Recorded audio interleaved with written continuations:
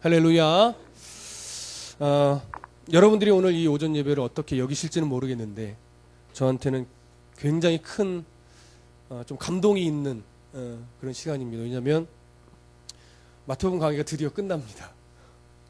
2011년 1월부터 시작한 마태복음 강의였는데 끝날까? 저는 그래서 이걸 끝까지 할 수 있을까? 이 강의를 끝나네요.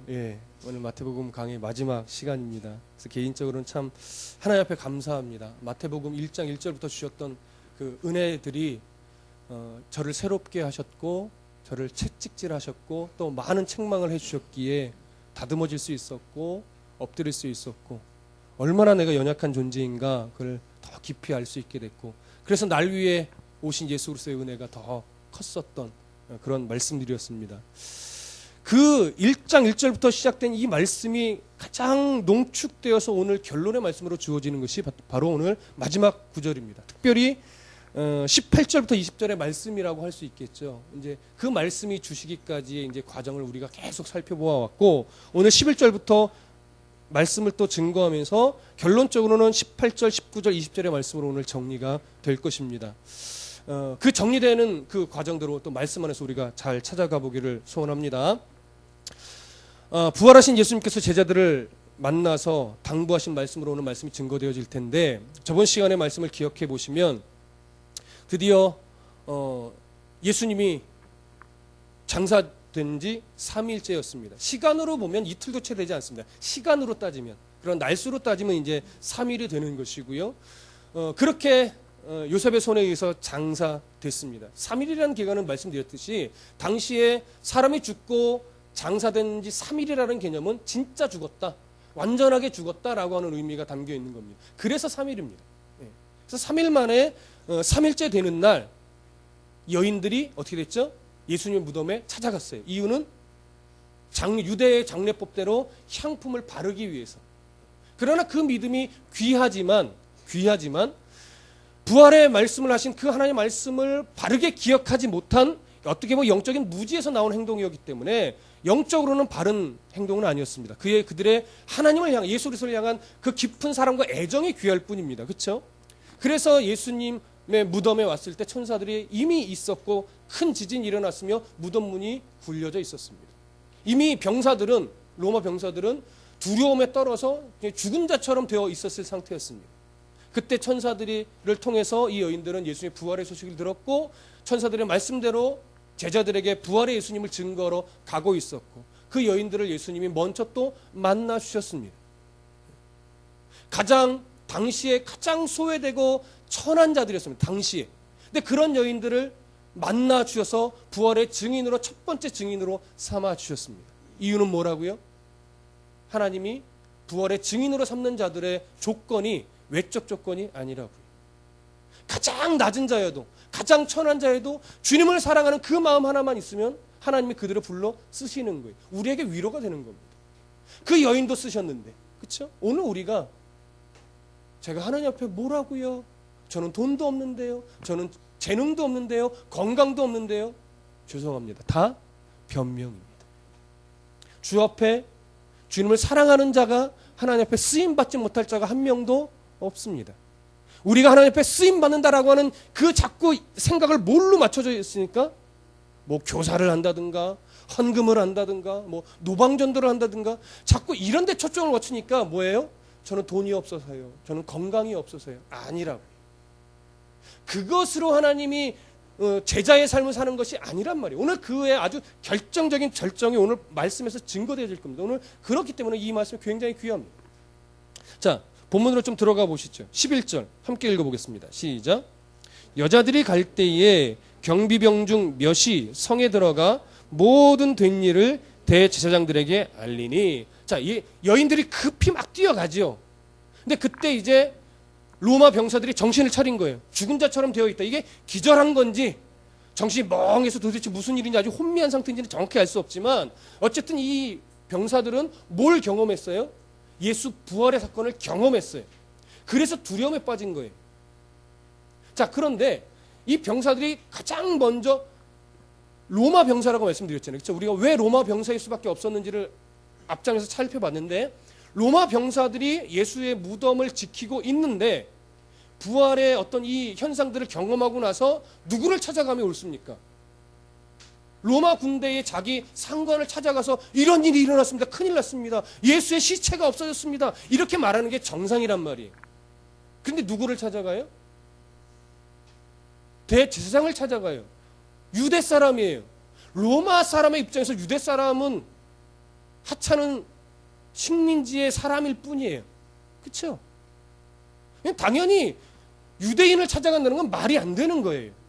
당연히 자신의 로마 상관을 찾아가야죠. 그런데 왜 유대 대제사장을 찾아갔을까요? 그 이유를 좀 생각해 보셔야 됩니다. 자, 로마 병사들의 군기에 대해서 말씀을 드렸었습니다.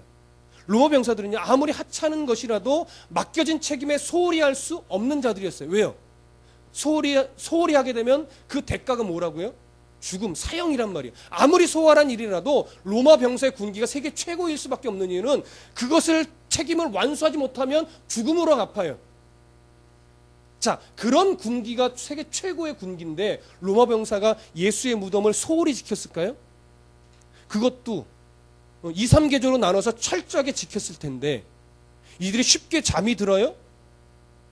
야, 나 잠깐 갔다 올게, 네가 좀 지켜라? 이럴 수 있어요? 죽으려고요? 말이 안 되는 거예요. 자기의 책임에 소홀히 하지 않았어요. 최선을 다해서 지켰다고요. 물 샐 틈 없이 그 누구도 훔쳐갈 수 있는 상황이 연출된 적이 없어요.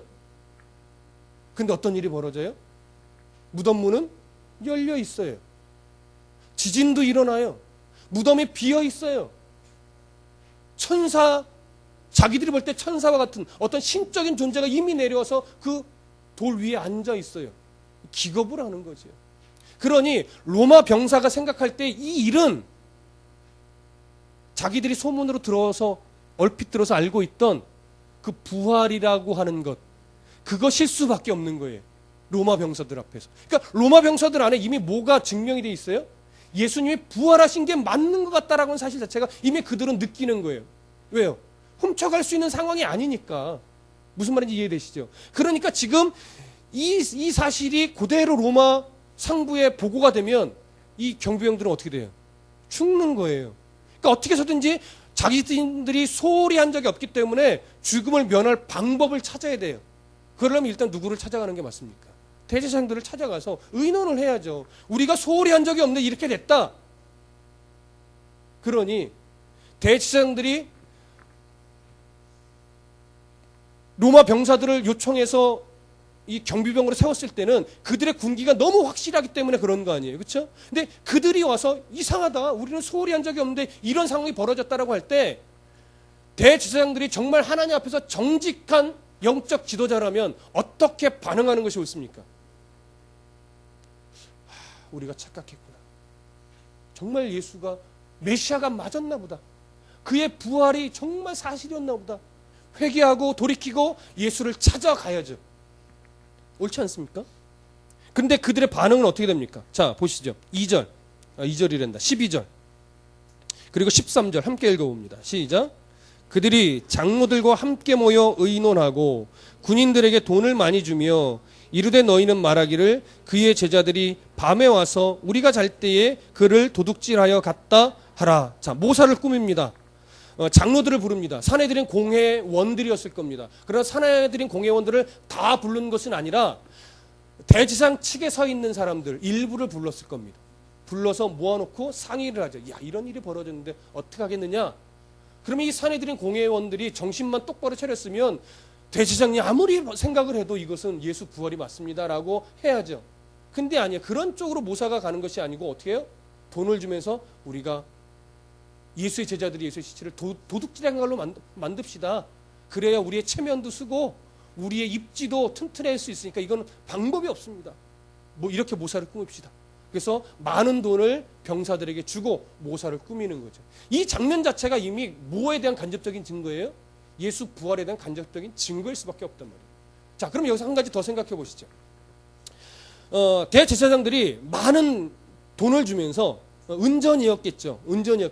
그거를 주면서 로마 병사들을 매수할 때에 로마 병사들이 순순히 그 매수에 응했을까요? 이 성경이 흘러가는 이 행간에 한번 상황들 한번 생각해 보십시오. 로마 병사들이 처음부터 함께 이렇게 많은 돈을 알겠습니다. 제가 훔쳐갔다고 할게요. 이럴 수 있었을까요? 왜요? 그 대지장들의 그 요구를 수용한다는 것은 무엇을 인정하는 거냐면 우리가 경비를 소홀히 했습니다. 이것을 뭐 하는 거예요? 인정하는 것 똑같아요. 그럼 돈 받으면 뭐예요? 당장 붙들려 가서 사형당하는데 말이 안 되는 거예요. 근데 이들에게 뭐라고 말해요? 14절 함께 읽어봅니다. 시작. 만일 이 말이 총독에게 들리면 우리가 권하여 너희로 근심하지 않게 하리라 하니. 걱정하지 말라 이거예요. 이 사실이 알려진다 해도 이것이 우리의 종교적인 문제이니 우리가 잘 이야기를 할 때 너희들에게 털끝 하나 문제되지 않도록 우리가 조치를 취하겠다 이거죠. 그 말을 듣고서야 이들도 이것이 빌라도가 이 문제를 깊이 관여하지 않고 예수가 죄가 없다는 사실을 알았다고 하는, 인정했던 사실을 알고 있으니까 큰 문제 되지 않겠다. 그들의 종교법 안에서 그냥 해결한다니까 믿어보자 하고 수용을 하고 돈을 받고 그대로 말해버린 거예요. 그러니까 어떻게 해요? 소문이 예수의 제자들이 예수님의 시체를 훔쳐갔다는 소문이 퍼져버린 거죠. 그러면 성경은 그 이후에 이 로마 병사들이 처벌을 받았다라는 기록이 없습니다. 그리고 제가 알고 있기로는 로마의 어떤 그런 그 내려오는 문서 안에도 그런 기록은 없는 것으로 알고 있습니다. 자, 그렇다면 여러분 생각해 보십시오. 지금까지의 구절 안에 이미도 예수님이 부활하셨다라고 하는 것이 사실일 수밖에 없는 간접적인 증거들이 나타나요. 그렇죠? 그 대표적인 증거가 뭘까요? 로마 병사가 처벌을 받았어요, 안 받았어요? 안 받았단 말이야. 받았다라고 하는 기록들이 없단 말이에요. 그 병사가 처벌을 받지 않았다라고 하는 것은 뭐예요? 예수님의 시체가 훔쳐갔다고 소문이 났는데 처벌을 안 받았어. 누구 말이 가짜라는 거예요? 그 소문이 가짜라고 하는 거죠. 그 소문이 진짜였으면 이 병사들이 책임을 물어 사형을 당해야죠. 그러니까 뭔가 뒤에서 로비가 있었다라고 하는 증거밖에 되지 않는 거예요. 로마의 군기로 보아 그런 상황이 연출될 수 없습니다. 근데 그런 상황이 연출됐다라고 하는 것은 이미 대제사장들의 모사가 거짓이었다는 게 드러나는 거예요. 무슨 말씀인지 이해되십니까? 그런 상황들이 지금 진행되고 있어요. 자, 그렇게 그것은 세상의 어떠한 그 사단의 전략하에 그렇게 되어 가고 있고, 근데 그 사단은 잘못 전략을 꾸민 거죠. 어쨌든 잘못 역사한 거죠. 이제 보십시오. 이제 또 넘어가 보겠습니다. 16절부터 17절 함께 읽어보겠습니다. 시작. 11 제자가 갈릴리에 가서 예수께서 지시하신 산에 이르러 예수를 배웁고 경배하나 아직도 의심하는 사람들이 있더라. 자, 드디어 다른 복음서에는 조금 더 사이에 과정이 있지만 그것은 일단 넘겨두고 오늘 본문에서만 볼 때 제자들이 드디어 갈릴리에서 예수님을 만났습니다. 그런데 오늘 성경이 재밌는 것을 써놨어요. 예수를 배웁고 경배하나 아직도 뭐하는 사람들이 있더라? 의심하는 사람들이 있더라. 누가복음 24장에 가보면 뭐라고 말하냐면 제자들이 너무 기뻐서 오히려 뭐예요? 믿지 못하고 기이히 여기더라. 이렇게 표현되고 있어요. 이 말은 뭡니까? 당시 문화 속에서 그들의 생각 속에서 그들의 어떤 기대 속에서 예수의 부활이 일어날 수 없었던 거예요. 예수님이 그렇게 말하고 가르쳤지만 그들의 경험과 그들의 전통과 그들의 기대 속에서는 예수님의 부활이라는 게 일어날 수 없는 일인 거예요. 그러니까 너무 놀라고 기뻐해요. 예수님 만나니까 너무 기쁜데 이게 진짜 맞아? 저분이 혹시 쌍둥이가 아닐까? 뭐 이런 거 있죠. 자유주의 신학의 대표적인 개념이 그겁니다. 오늘날 일어날 수 없는 일이라면 과거에도 일어날 수 없다라고 하는 거예요. 하나님의 능력을 무시하는 거죠. 오늘날 무리를 걷는 사람이 없으니 과거에도 베드로가 무리를 걸었다는 것은 말이 안 된다. 예수님이 무리를 걸었다는 것은 말이 안 된다. 그것은 신화다. 이렇게 해서 잘라버리는 거예요. 그러면 신이 아니죠. 하나님이 아니죠. 그렇죠? 이들도 자신들의 어떤 경험 안에 갇혀 있었던 거예요. 사람이 죽었다 살아날 수 없는데 예수님이 죽었다 살아나는 게 말이 안 된다 이거죠. 말이 안 된다. 뭘 봤음에도 죽은 나사로가 예수님의 권능 아래서 살아난 걸 보아왔음에도 불구하고 그들은 자기의 경험 안에 자꾸 갇혀 있는 거예요, 여러분. 그걸 깨져야, 그게 깨져야 돼요. 신앙이 자라는 것은요, 내 고정관념과 내 욕심과 내 경험의 한계를 깨트려서 하나님의 능력이 어떤가를 바라보는 데서부터 시작이 됩니다. 그걸 깨트려야 돼요. 내 고집, 내 근심, 내 경험, 이게 깨지지 않으면 신앙이 자라지를 못합니다, 여러분. 깨트리십시오. 저도 깨트리는 과정이 있고 여러분들도 깨트리셔야 돼요. 뭘로? 말씀 안에서. 말씀이 진리임을 알아갈 때 말씀 안에 있는 것이 진리구나. 내 생각과 내 아집과 내 경험이 너무 초라하구나. 그래서 하나님 아버지 앞에 신뢰가 가는 거예요. 그렇게 신뢰함으로 나아가야 돼요. 오늘 그걸 깨트리셔야 돼요. 자, 조금 더 본문으로 들어가 보시면 그렇게 의심하는 제자들이 있었는데 18절 예수께서 나와 말씀하여 이르시되, 그들을 책망하지 않습니다. 오히려 나와서 위로하시며 새 힘을 주시는 그런 모습으로 예수님이 제자들에게 한 걸음 더 가까이 나아가셨습니다. 이제 오늘 마지막 말씀을 하시는 거예요. 자, 가장 중요합니다. 자, 18절 함께 읽어보겠습니다. 시작. 예수께서 나와 말씀하여 이르시되 하늘과 땅의 모든 권세를 내게 주셨으니. 자, 보십시오. 하늘과 땅의 모든 권세를 내게 주셨다고 말씀을 하시고 있어요. 하늘과 땅의 모든 권세라는 건 뭡니까? 온 우주 만물을 다스리는 권세예요. 그렇죠? 네. 올해 이제 주일학교 아이들과 성경을 가르칩니다. 그 이전께서는 뭐 신앙에서 믿음에 대해서 좀 가르쳤는데 이제는 성경을 가르치는데 창세기를 아이들에게 거의 강의식으로 가르쳐요. 아이들에게. 예. 근데 보십시오. 하나님이 해와 달과 뭘 창조하셨습니까? 모르세요? 해와 달과 뭘 창조하셨어요? 별을 창조하셨어요. 별은 뭐예요? 그냥 반짝반짝이에요? 해왕성, 명왕성 이런 것들이에요. 그럼 우주는 언제 창조된 거예요? 해와 달을 창조하실 그때의 행성들이 다 창조되신 거라고요. 된 거라고요. 그래, 온 우주의 만물 자체가 이미 누구의 권세 아래서 만들어져요? 하나님의 권세 아래서 만들어지는 거지요. 그러니까 그 모든 우주 만물을 다스리는 권세가 언제부터 있었어요? 태초부터 있으셨다고요. 그러면 예수님께서 갖고 계시는 하늘과 땅의 권세는 부활하신 후에 주어진 거예요? 그 이전부터 있으셨던 거예요? 그 이전부터 있으셨던 거예요. 근데 자칫 이 부분을 잘못 오해하면 예수님이 부활하여 승천하실 그때 하늘과 땅의 권세를 받으셨구나 이렇게 이해할 수 있어요. 아니에요, 여러분. 이미 태초부터 하늘과 땅을 다스리는 권세는 예수님 안에 있으셨어요. 그런데 잘 보세요. 하나님, 성부 하나님께서 예수님이 갖고 계시는 그 하늘과 땅을 다스리는 권세를 언제 싹 감추셨습니까? 이 땅에 성육신 하실 때 잠시 감추셨어요. 왜요? 우리를 위하여 낮고 천한 자로 오셔야 했기 때문에. 그래서 잠시 가려놓으셨던 거예요. 가려놓으시니까 세상이 자꾸 예수를 인정을 안 하죠. 그가 죽으러 오신 예수님, 나 같은 자를 위해서 죽으러 오신 예수님을 위하여 잠시 하늘과 땅의 권세를 감춰놓으신 거예요. 왜요? 육신의 몸을 입고 오신 분입니다. 우리를 위하여 동등한 위치로 내려오셔서 우리를 위해서 죽어줘야 되니까 하늘과 땅의 권세를 예수님도 잠시 포기하고 인간의 몸을 입고 오신 거란 말이에요. 그래서 하나님께서 계획하신 모든 사명들을 순종함으로 다 성취하셨죠. 죽음으로 성취하셨죠. 그리고 죽음의 권세를 깨고 부활하셨습니다. 이제 본격적으로 누가 드러나시는 거예요? 하늘과 땅의 권세를 가지고 계신 예수 그리스도가 드러나야 하는 시기예요. 이제 본격적으로. 그래서 그 말씀하신 거예요. 이제 하나님께서 하늘과 땅의 권세를 가진 자로 세상 가운데 나를 드러내셨으니, 이런 말이에요. 다시 드러내셨으니. 주기도문에서도 말씀하시죠. 맨 마지막에 대개 나라와 권세와 영광이 아버지께 영원히 있사옵나이다. 대개가 뭡니까? 헬라어로 호티예요. 우리나라 말로 하면, 왜냐하면 내가 왜 이렇게 하늘에 계신 우리 아버지여라고 하면서 쭉 기도했냐면, 하늘과 땅의 모든 권세, 나라와 권세와 영광이 다 누구 것이기 때문에 하나님 아버지의 것이기 때문에 내가 이렇게 기도했습니다.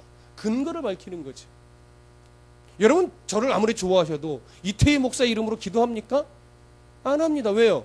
저는 여러분들 기도에 응답해 줄 수 있는 능력이 없어요. 그래, 저를 아무리 좋게 보셔도 제가 믿음의 대상일 수 없는 이유가 그렇습니다. 이만희가 아무리 자기가 특별한 계시를 받았다고 외치고 있지만 그의 이름으로 기도할 수 없는 이유가 그거예요. 그 사람 주민등록 번호가 있단 말이에요. 그 사람 태어난 엄마가 있어요. 곧 죽을 거예요. 그 사람은 우리에게 복을 줄 만한 능력이 없는 존재예요.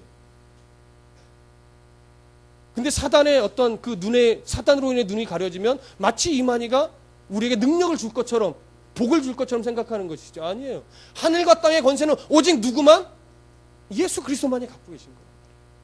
그래서 우리가 대개 나라와 권세와 영광이 하나님에게 있어서 기도합니다. 그래서 예수 그리스도 이름으로 기도한단 말이에요. 예수 그리스도 이름으로 기도하라는 말은 원문으로 들어가 보면 예수 그리스도 이름을 의지해서 기도하라는 거예요. 그래서 미국 사람들은 종종 예수의 이름으로 잘 안 합니다. In His name 이런 표현 잘 안 할 때 많아요. 그거 틀린 거 아닙니다. 중요한 건 뭐예요? 우리들의 기도에 정말 예수 그리스도의 권세를 인정하며 그분을 의지하여 기도하고 있는가? 이거 없으면 아무리 예수 그리스도의 이름으로 100번 해도 소용이 없어요, 여러분.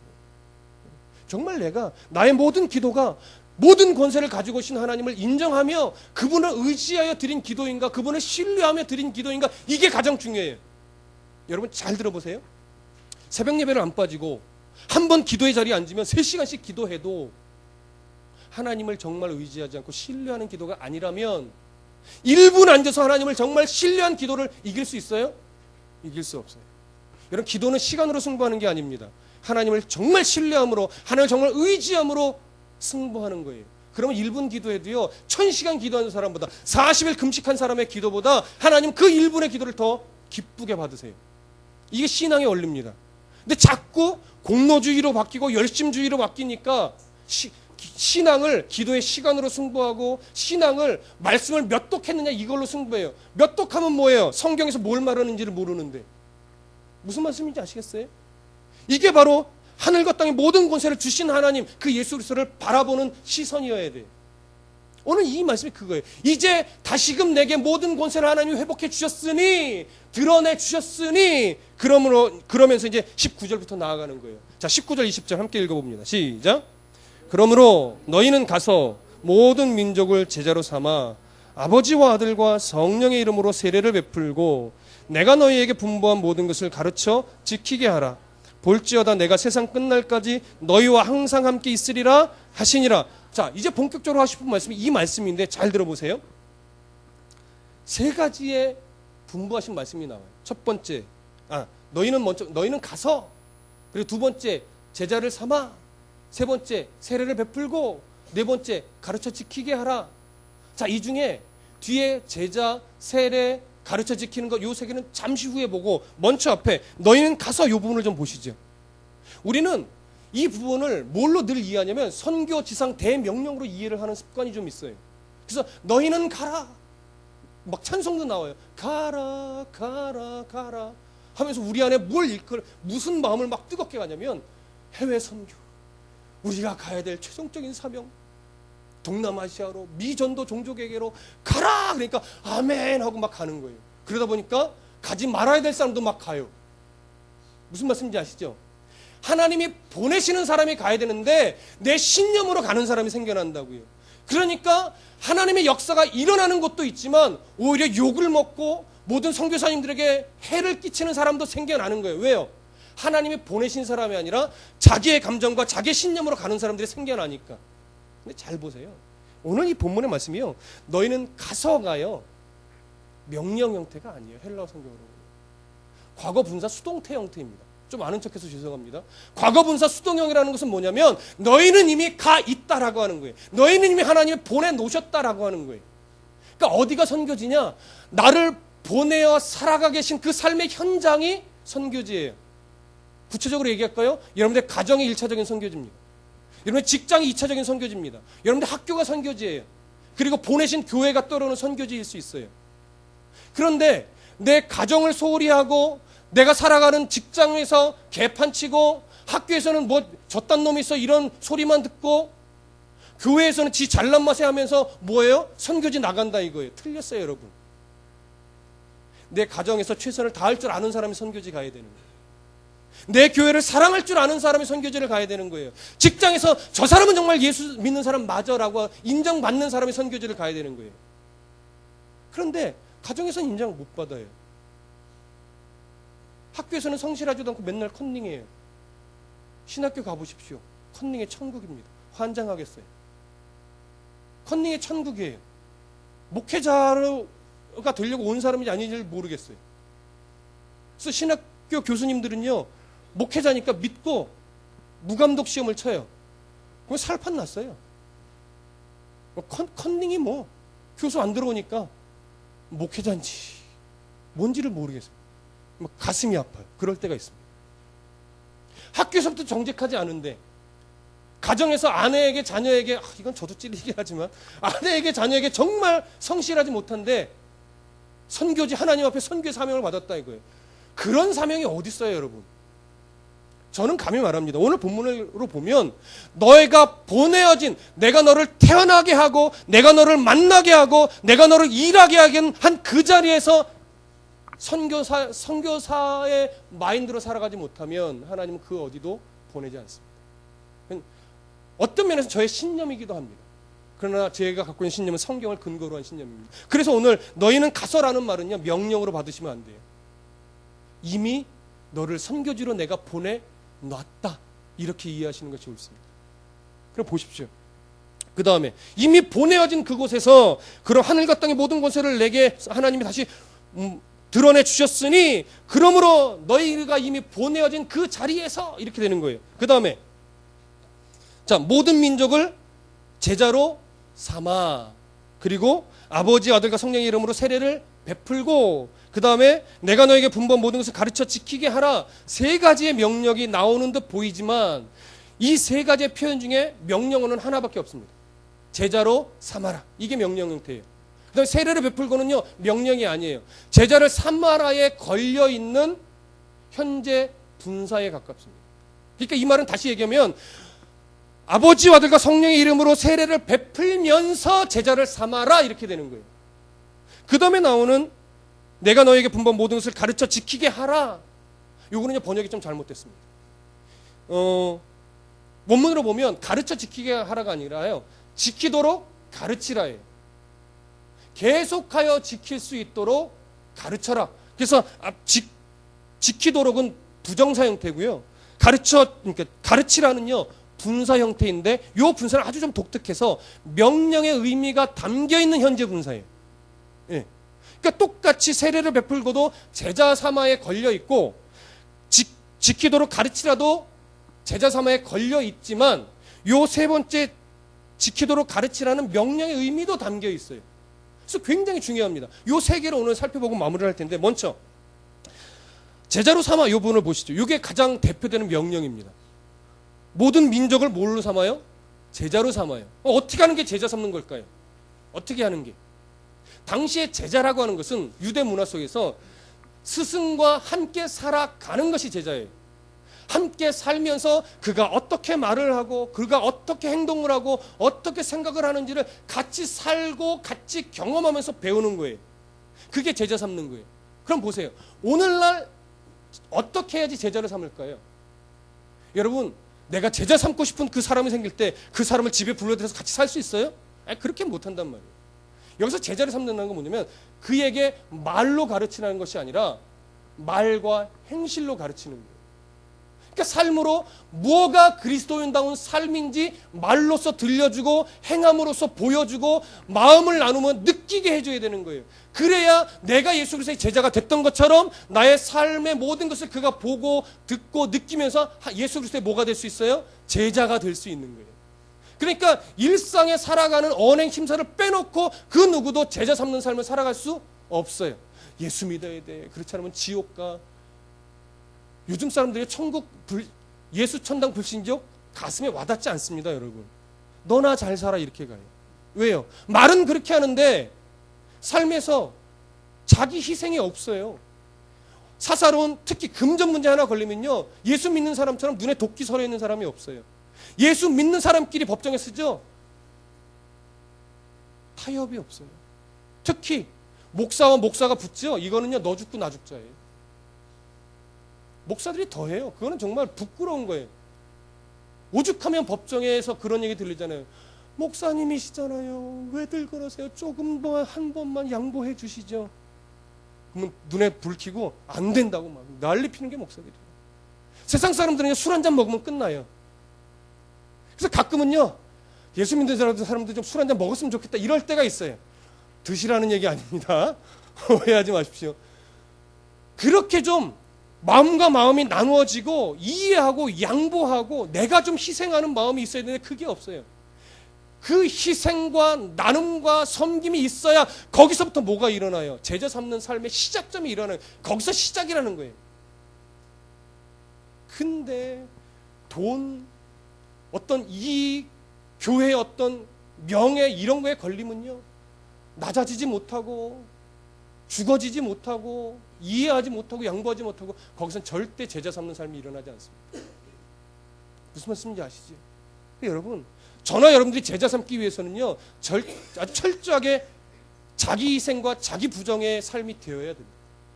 나보다 남을 더 존귀하게 여기는 삶이 되지 않으면, 내 눈에 섞여 있는 대들보를 볼 수 있는 심령이 되지 않으면 절대 제자 삼는 삶을 살 수 없습니다. 그것이 제자를 삼는 거예요. 그냥 각오하셔야 돼요. 예수 믿는 게 그래서 힘들어요, 여러분.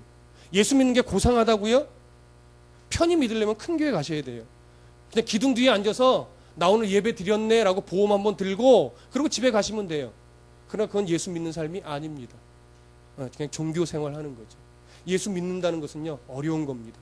쉽고 편하고 고상한 예배는, 그런 신앙생활은 죄송하지만 없습니다. 자기 희생의 각오, 자기 십자가를 지는 각오를 하지 않으면 절대 따라갈 수 없는 것이 제자의 삶이고 그리스도인의 삶이에요. 그래서 다드림교회 오시려면요, 신앙생활 좀 편하게 하려면 오실 수 없습니다. 그렇다라고 봉사에 허덕이게 만들지 않습니다. 봉사는 신앙생활 아니에요. 봉사는 뭐예요? 신앙생활 하기 위해 받는 훈련일 뿐이에요. 예배했으니까 신앙생활을 이제 잘 하셔야 돼요. 교회 밖에서. 기도했으니까 교회 밖에서 기도하는 자처럼 살아가시는 거예요.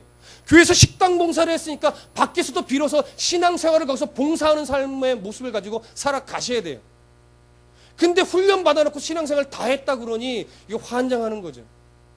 신앙생활이 기도 아니에요, 여러분. 신앙생활이 예배 아니에요. 신앙생활이 식당 봉사 아니라고요. 신앙생활을 하기 위해서 훈련 받는 거예요. 훈련 받아놓고 다 했대. 봉사 안 하셔도 돼요. 봉사 안 하셔도 돼요. 노방전도 안 나오셔도 돼요. 예배 바르게 드리고요, 바르게 좀 사세요. 좀 희생하고요, 좀 내 이익 좀 포기하고요, 남을 좀 존귀하게 여기고요, 다른 자식 1등 했다면 막 박수 쳐주고요, 내 자식 1등한 건 좀 얘기하지 말고, 다른 사람 좋은 옷 입고 오면 막 잘 어울린다고 좀 띄워주고, 나는 좀 좋은 옷 안 입어도 다른 사람 예쁘다고, 오늘 커트 잘 어울린다고, 이런 얘기 좀 많이 해주시라고요. 그냥 나 귀걸이한 거 안 알아주면 섭섭해가지고, 목사님 나 뭐 안 바뀐 거 없어요? 몰라요 그런 거. 아시겠죠? 그 싸움 하셔야 됩니다. 그게 제자 삼는 거예요. 그 다음에 아버지와 아들과 성령의 이름으로 세례를 베풀고, 이 베풀고는 뭐에 걸려 있다고요? 제자를 삼는 삶에 걸려 있어요. 어떻게 제자를 삼는 거냐? 세례를 베풀면서 제자를 삼는 거예요. 그러면 여러분들이 세례를 베풀 수 있어요? 없어요. 여러분이 어떻게 세례를 베풀어요? 그럼 저는 세례를 베풀어요? 여기서 말하는 세례는요, 목회자에게 저 예수 믿습니다 하고 받는 그런 세례를 말하는 것이 아니에요. 성령의 세례, 거듭남의 세례를 말하는 거예요. 그럼 우리가 할 수 없어요. 다만 여기서 아버지와 아들과 성령의 이름으로 세례를 베푸는 삶은 뭐예요? 아버지와 아들과 성령의 이름으로 세례 받은 자처럼 살으라는 거예요. 그래야 그 사람이 성령의 세례를 받은 사람은 저렇게 말하고 저렇게 생각하고 저렇게 행동하는구나, 가지고 움켜쥐려만 하는 것이 아니라 예수 믿는 사람은 다르구나. 그래서 내가 성령의 세례를 받은 자가 된 것처럼 그도 나를 통해서 무슨 삶을 보게 되는 거예요? 세례 받은 자, 성령의 세례를 받은 자의 삶을 보고 느끼게 해주는 거예요. 그러므로 그가 예수 안으로 들어와 성령의 세례를 받게 되면 그게 뭐예요? 성령의 세례를 받는 거죠. 그러니까 성령의 세례를 받게 하는 것과 제자가 되는 것과 같아요, 달라요? 같아요, 여러분. 같은 거예요. 동일한 거예요, 여러분. 성령의 세례를 베풀어라 이 말과 제자를 삼으라는 말은 동떨어질 수 없다고요. 같이 가는 거예요. 이해되시죠? 세 번째, 저에게 가장 큰 위로가 됐던 것이 바로 이 구절입니다. 20절 한번 다 같이 읽어보시죠. 시작. 내가 너희에게 분부한 모든 것을 가르쳐 지키게 하라. 여기까지만. 자, 아까 말씀드렸죠? 번역이 잘못됐어요. 가르쳐 지키게 하라가 아니라 지키도록 가르치라. 목회자나 때로는 교사된 자나 때로는 누군가를 전도하려고 하는 자가 가장 힘든 게 뭐냐면 아무리 가르치고 아무리 얘기해주고 아무리 들려주고 아무리 뭐 갖다 사다 줘도 쉽게 바뀌어요? 안 바뀌어요. 여러분 스스로 보시면 알잖아요. 저도 절 보니까 그러더라고요. 저 자신을 보니까. 목회자지만요. 왜 이렇게 안 바뀌는지. 그렇게 안 바뀌는 게 우리라고요. 근데 왜 지치냐면 내가 이 정도 공을 들이고 내가 이 정도 가르치고 내가 이 정도 애썼으면 지금쯤엔 이만큼이라도 바뀌어야 되지 않아? 근데 안 바뀌는 걸 보니까 막 미치는 거죠. 내가 뭐 잘못했나? 내가 사랑이 부족한가? 그거 아니에요. 그거 아니에요. 잘 보세요. 우리가 할 수 있는 몫은 뭐냐면 가르치는 건 우리 몫이에요. 끊임없이. 그러나 지켜가게 변화시키는 몫은 누구예요? 그건 하나님의 몫이에요, 여러분. 우리 몫이 아닌 걸 갖고 내가 변화시키려고 하고 내가 세우려고 하고 내가 자꾸 바꿔가려고 하니까 힘든 거예요. 자식도 내 마음대로 안 되는데요. 자식도 내 마음대로 안 돼요. 하나님이 바꿔가시는 거예요. 그런데 우리에게 요구하시는 건 하나예요. 그가 내가 변화시킬 때니 내가 내 때에 내가 그의 마음을 만져가며 섭리하여 바뀌는 건 내가 할 테니 너는 끊임없이 뭐하라? 가르치라. 근데 자기의 욕심으로 가르치니까 실망해서 나 이제 저놈 새끼 안 가르칠래 막 이렇게 가는 거예요. 넌 네 마음대로 되든지 말든지 알아서 해 이제. 아빠한테 물어보지도 마. 맨날 막 이런 식의 반응이 자꾸 일어나는 거죠. 그거 아니라고요. 그거 아니라고요. 바뀌는 건 누구 목? 찔리는 사람이 많으신가 보네. 저만이 아닌가 보네. 왜 이렇게 이 말에 이렇게 바로 즉각 반응이 오죠? 제 간증이나 맞아요. 저도 그래요. 늘 아이들한테 저도 그렇게 얘기하지만 그 마음은 뭐예요? 내가 너 포기 못한다는 거죠. 그렇죠? 끊임없이 잔소리하는 거예요. 어쩔 수 없어요. 끊임없이 말씀으로 가르치는 거예요. 끊임없이 말씀으로 책망받고 모난 부분을 지적당해야 하나님의 때에 기억나고 생각나고 가슴에 찔림이 커져서 그제서야 바뀌어가는 거예요, 여러분. 그러니까 여러분들이 이제쯤은 바뀌겠지 기대하지 마셔야 돼요. 저도 마찬가지. 기대하지 말고 끊임없이 가르치면 언젠가 하나님이 바꿔 놓으시는 거예요. 근데 보세요. 어떻게 가르쳐야 돼요? 말로? 그게 안 된다고. 우리 계속 지금 반복하잖아요. 말로 안 된다고요. 여기서 가르치라는 것은요, 말이 아니라 말과 행실이에요. 말과 행실. 말과 행실로 가르치는 거예요. 여러분 성경 한 구절만 좀 찾아보시죠. 디모데전서 4장 6절에서 13절. 디모데전서 4장 6절에서부터 13절.